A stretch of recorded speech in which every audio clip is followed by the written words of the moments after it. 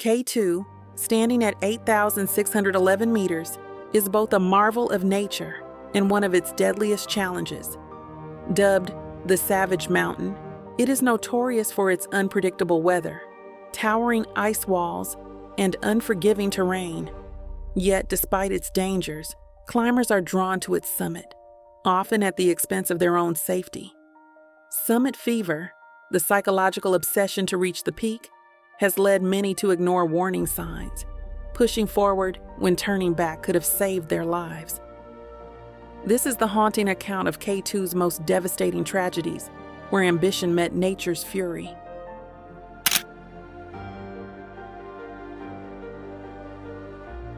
The summer of 1995 saw some of the world's most accomplished climbers gather on K2.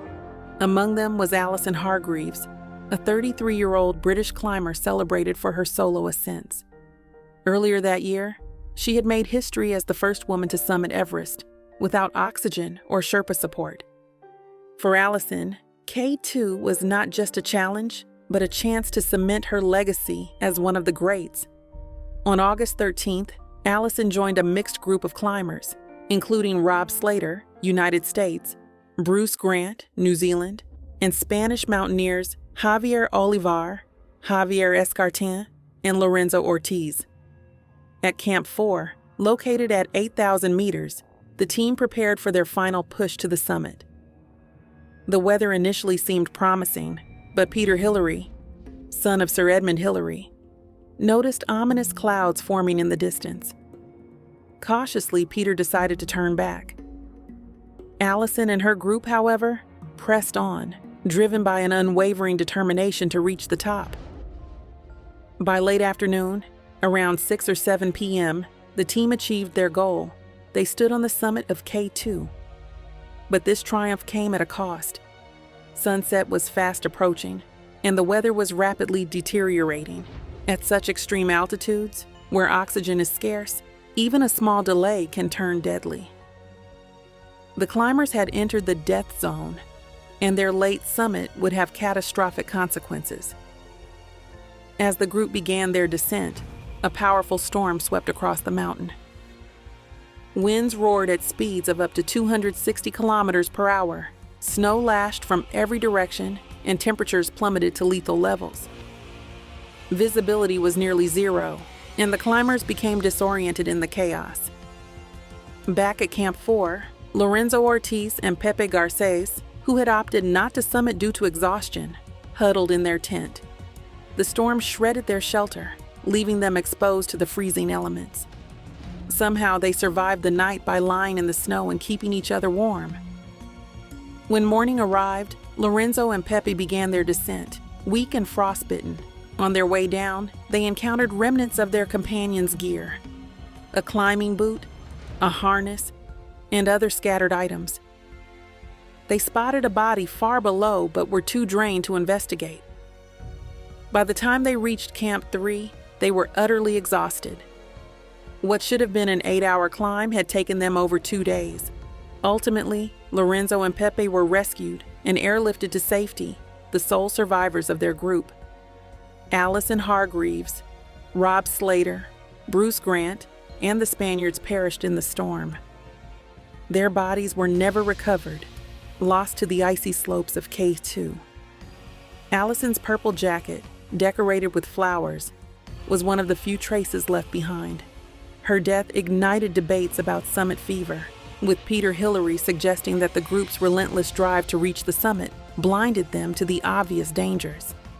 Alison, a mother of 2, left behind a legacy of courage and a cautionary tale about the price of ambition. In 2010, Swedish mountaineer Fredrik Eriksson embarked on an audacious quest to become the first person to ski down K2. Fredrik was no stranger to extreme challenges. He had previously skied down Shishapangma in Tibet and Gasherbrum II in Pakistan, both towering 8,000-meter peaks. However, K2, with its unforgiving slopes and unpredictable weather, was his ultimate goal.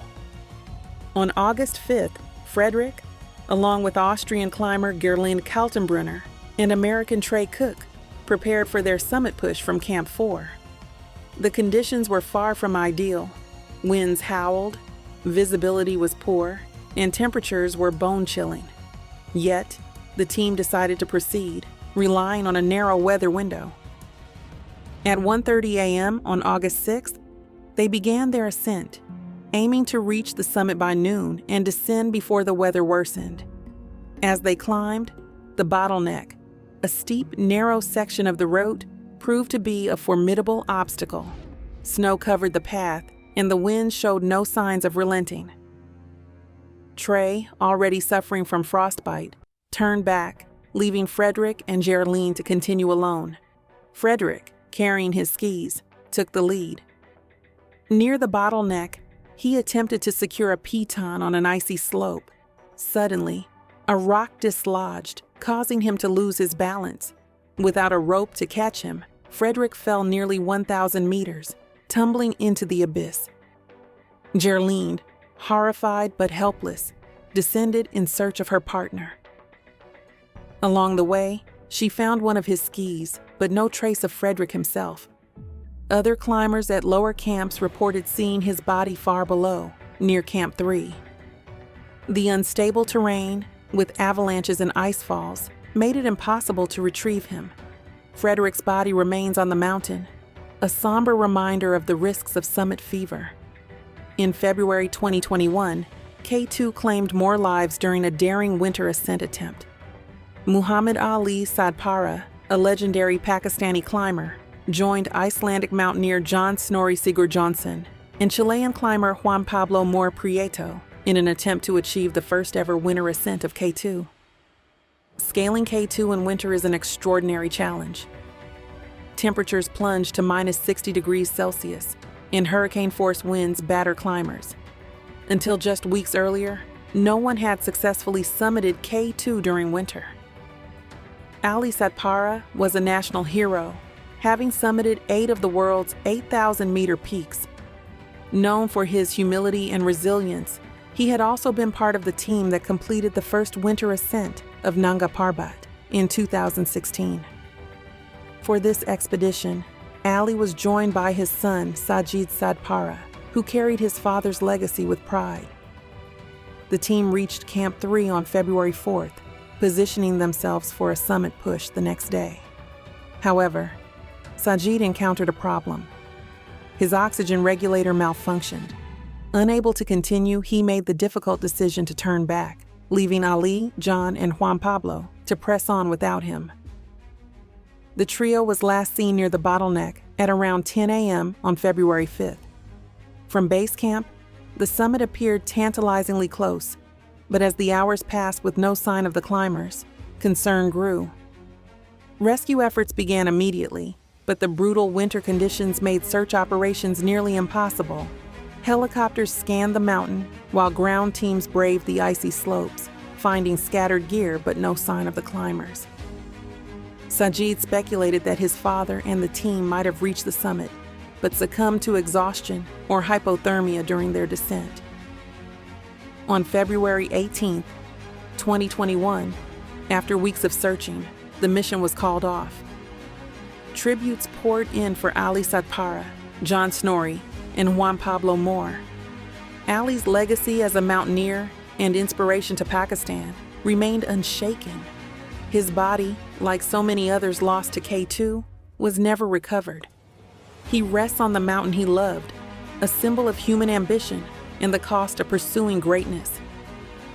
K2's tragedies, Alison Hargreaves, Fredrik Eriksson, and Ali Sadpara, underscore the razor-thin line between triumph and disaster. Summit fever clouds judgment, luring climbers into nature's deadliest traps. On K2, where the margin for error is non-existent, even the best are at its mercy. Yet for those who dare, K2 remains the ultimate test of human resolve.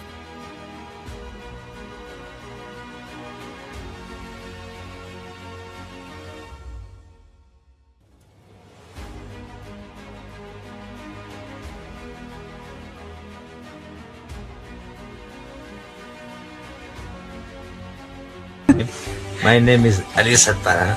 My date is birth is 2297.